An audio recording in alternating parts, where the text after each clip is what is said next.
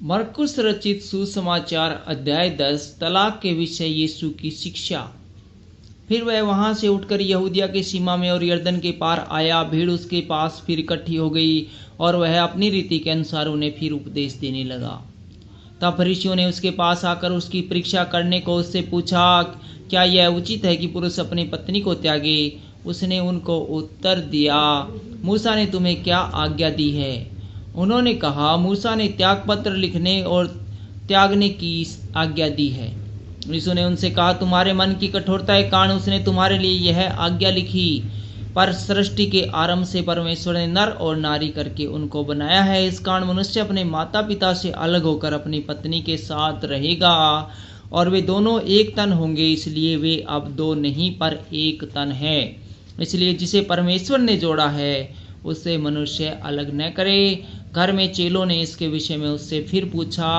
उसने उनसे कहा, जो कोई अपनी पत्नी को त्याग कर दूसरे से विवाह करे तो वह उस पहली के विरोध में व्यभिचार करता है, और यदि पत्नी अपने पति को छोड़कर दूसरे पति से विवाह करे तो वह व्यभिचार करती है। बालकों को आशीर्वाद। फिर लोग बालकों को उसके पास लाने लगे कि वह उन पर हाथ रखे, पर चेलों ने उनको डांटा। यीशु ने यह देखकर क्रुद्ध होकर उनसे कहा, बालकों को मेरे पास आने दो और उन्हें मना न करो, क्योंकि परमेश्वर का राज्य ऐसों ही का है। मैं तुमसे सच कहता हूँ कि जो कोई परमेश्वर के राज्य को बालक के समान ग्रहण न करे वह उसमें कभी प्रवेश न पाएगा। और उसने उन्हें गोद में लिया और उन पर हाथ रखकर उन्हें आशीष दी। धनी युवक और उन्नत जीवन। जब वह वहां से निकलकर मार्ग में जा रहा था तो एक मनुष्य उसके पास दौड़ता हुआ आया और उसके आगे घुटने टेक कर उससे पूछा, हे उत्तम गुरु, उन्नत जीवन का अधिकारी होने के लिए मैं क्या करूं? यीशु ने उससे कहा, तू मुझे उत्तम क्यों कहता है? कोई उत्तम नहीं, केवल एक, अर्थात परमेश्वर। तू आज्ञाओं को तो जानता है, हत्या न करना, व्यभिचार न करना, चोरी न करना, झूठी गवाही न देना, छल न करना, अपने पिता और अपनी माता का आदर करना। उसने उससे पूछा, हे गुरु, इन सब को मैं लड़कपन से ही मानता आया हूँ। यीशु ने उस पर दृष्टि करके उससे प्रेम किया और उससे कहा, तुझ में एक बात की घटी है, जा, जो कुछ तेरा है उसे बेचकर कंगालों को दे और तुझे स्वर्ग में धन मिलेगा, और आकर मेरे पीछे हो ले। इस बात से उसके चेहरे पर उदासी छा गई और वह शोक करता हुआ चला गया, क्योंकि वह बहुत धनी था। यीशु ने चारों ओर देखकर अपने चेलों से कहा, धनवानों का परमेश्वर के राज्य में प्रवेश करना कैसा कठिन है। चेले उसकी बातों से अचंभित हुए।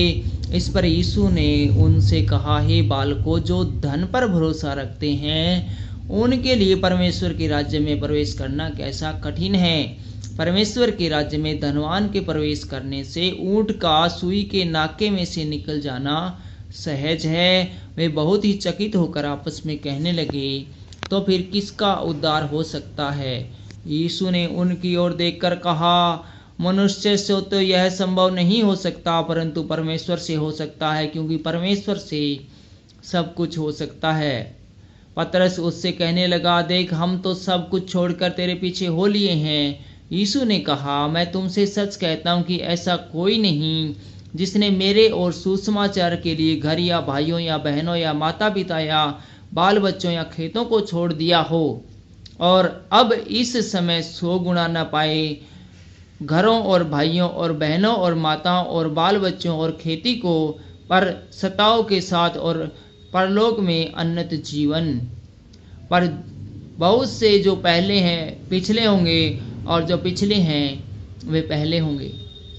अपनी मृत्यु के विषय यीशु की तीसरी भविष्यवाणी।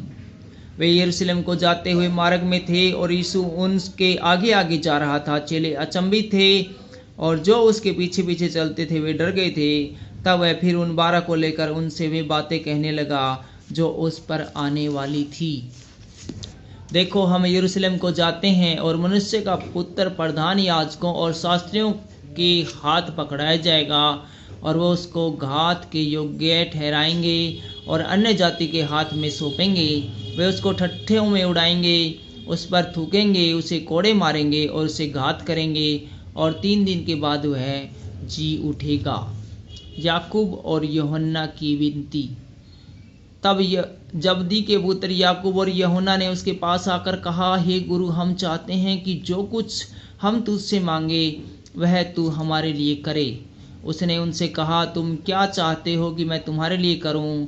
उन्होंने उससे कहा, हमें यह दे कि तेरी महिमा में हम में से एक तेरे दाहिने और दूसरा तेरे बाएं बैठे।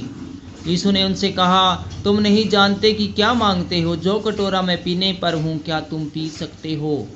और जो बपतिस्मा मैं लेने पर हूँ क्या तुम ले सकते हो? उन्होंने उससे कहा, हमसे हो सकता है।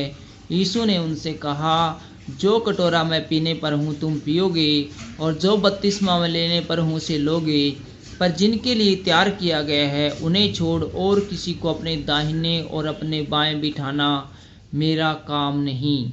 यह सुनकर दसों याकूब और यूहन्ना पर रिसियाने लगे। तो यीशु ने उनको पास बुलाकर उनसे कहा, तुम जानते हो कि जो अन्य जातियों के हाकिम समझे जाते हैं वे उन पर प्रभुता करते हैं और उनमें जो बड़े हैं उन पर अधिकार जताते हैं, पर तुम में ऐसा नहीं है। वरन जो कोई तुम में बड़ा होना चाहे वह तुम्हारा सेवक बने, और जो कोई तुम में प्रधान होना चाहे वह सबका दास बने।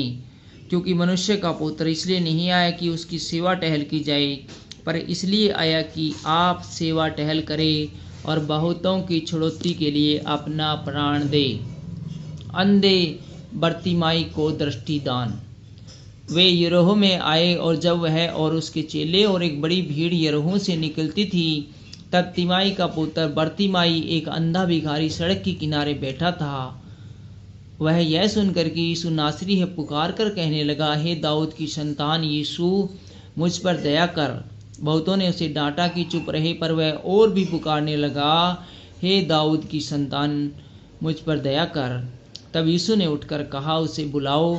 और लोगों ने उस अंधे को बुलाकर उससे कहा, ढांढस बांध, उठ, वह तुझे बुलाता है। वह अपना कपड़ा फेंककर शीघ्र उठा और यीशु के पास आया। इस पर यीशु ने उससे कहा, तू क्या चाहता है कि मैं तेरे लिए करूं?